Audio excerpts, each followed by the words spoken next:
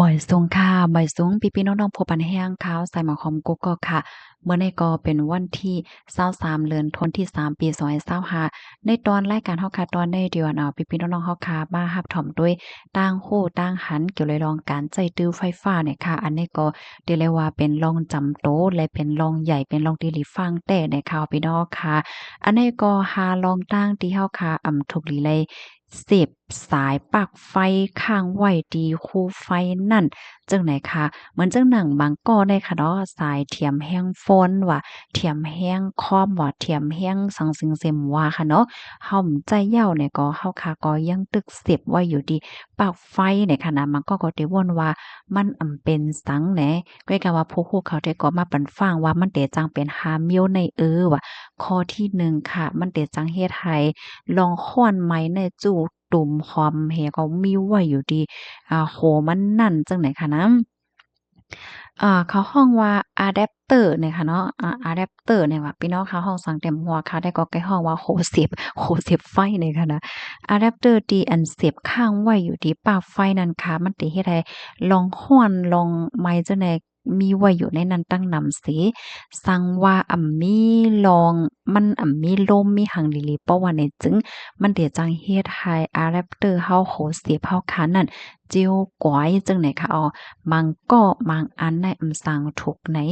มันก็เดี๋ยวจังเฮ็ดให้เป็นไฟลุกไหม้ไล่เนี่ยค่ะก็เปิ้นนั่นแหละเบอร์เฮาคาเทียมแฮงโฟนเหย้านั่นเฮาคากึ่งหลีไลเสียบค้างไว้ปล่อยเสียบไว้จึงนั้นเฮาโหลเลยถอนออกน่ะค่ะกำในข้อที่2เตเฮ็ดให้กินไฟหลุดไฟจังไหนคะเป็นซ้ำว่าโอ้โฮชาตินั้นเฮาขำเลยเสียบดีโฟนเฮาเหย้าค่ะเนาะเฮาเลยเทียมแฮงโฟนเหย้าเฮาก้อยเสียบโอ้โฮมันไว้ที่ปลั๊กไฟจังไหนก้อยเป็นซังโยเนี่ยค่ะว่านะก้อยก็จื้อเนี่ยค่ะเนาะเพราะว่าเฮาขายังตึกเสียบไว้อยู่นั่นเพราะว่าในจึงมันก็ยังตึกหลุดไฟอยู่มันสิเฮ็ดให้กินไฟจังไหนสังถกพี่น้องค่ะในก็ได้แลเสียงกาไฟตื่นนำมาเนี่ยค่ะกับในข้อที่3ค่ะ จังเฮ็ดให้เป็นไฟฟ้าช็อตไหลค่ะซังเจอหนังว่า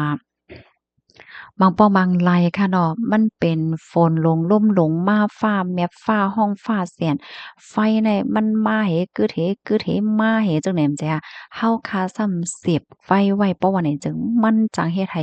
กอยแฮวก็เป็นไฟฟ้าหลุดไฟฟ้าช็อตไหลเนี่ยค่ะเหมือนหนังอันสายทีวีสายหางจังได๋ก็เหมือนกัน เมื่อว่าเฮาคาใจเหย้าเฮาต้วยเหย้าเฮาหลงไหลขัดใจถอน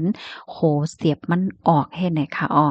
นะมันก็ได้มีปลั๊กไฟที่อันต่อมาให้ก็เสพให้ก็มีสวิตช์มันไว้อันนั้นได้ก็เพราะว่าเฮาคาปิกที่สวิตช์มันได้ก็เต็มเป็นสังค่ะนะเพราะว่าเฮาคาเสียบที่อันไฟมีอยู่นั่นเพราะว่าในจึง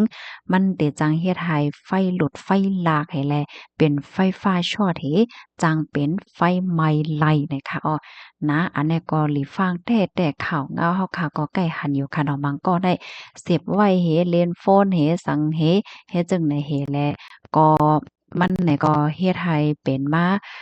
ไฟฟ้าช็อตเนาะไฟฟ้าไหม้เสียก้วยมก้าเฮ็ดไหม้ป่า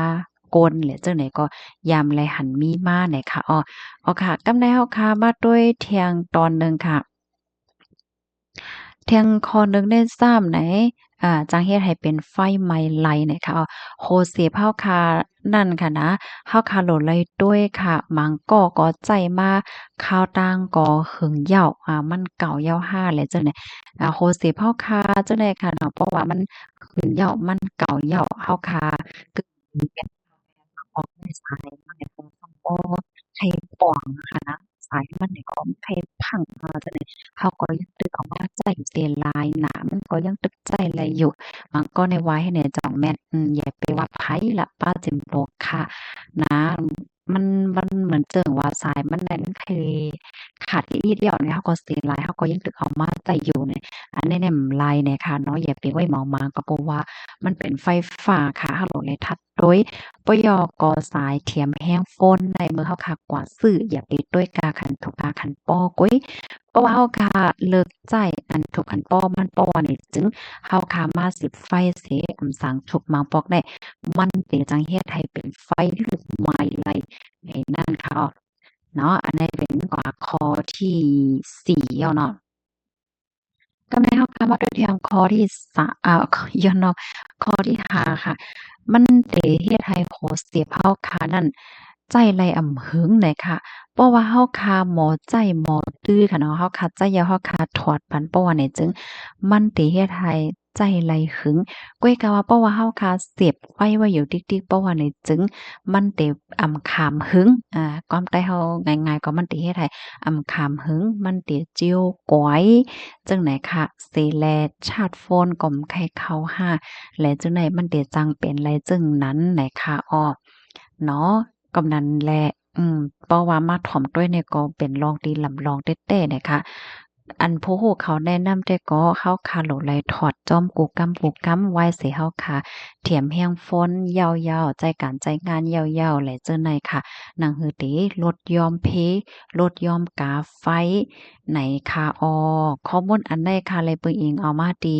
หน้าต่างสีของนะคะว่าเนาะเตรียมต่างไว้นะคะยินโจมใหญ่นำค่ะพี่น้องค่ะหันถึงจึงหือหนังเฮอเตจังเป็นข้อฟังถึงปันกันค่ะน้องอ้อยก็เอ้ยเซพี่น้องค่ะเลยสังปอแม่พี่น้องก้นโหดจัก